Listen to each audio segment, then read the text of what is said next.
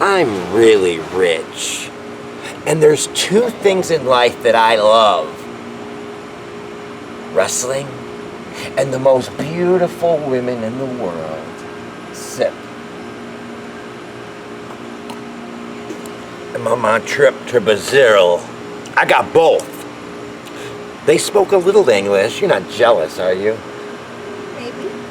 Two Brazilian honeys, and don't worry, they weren't prettier than you. And I said I liked wrestling. They said wrestling, yes, come with me. They took me into the Brazilian jungle, the rainforest. And I can only describe what I saw as a jungle fight club. A bunch of people circled around, money flowing around, bets going, and these guys that were fighting, karate people, UFC people, boxers. And these guys, they were big, they were bad, they had face tattoos, they looked like they just came out of prison.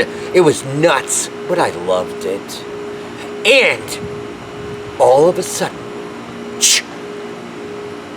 everyone got silent and everyone sat down. And I asked these honeys, what's happening?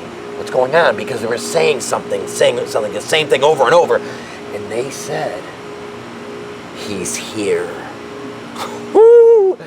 I said, who's here? And they said, the man in the mask. Sip.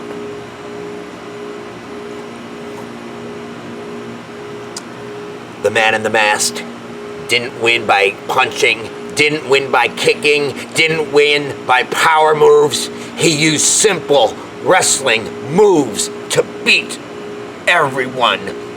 We're talking someone punches, he grabs their wrist. And they knew they had two options. They could either quit or they could get their wrist broken. Don't laugh when I'm talking. So, the man in the mask I talked to after, and he didn't talk, he didn't speak any English, but everyone speaks this. And I gave him a bunch of money. And now the man in the mask is with me in America, and he could come to your company and make his debut. Me, Brett Douglas, as his manager, can bring you, give me another sip, because this is the most important thing. I can bring you the man in the mask.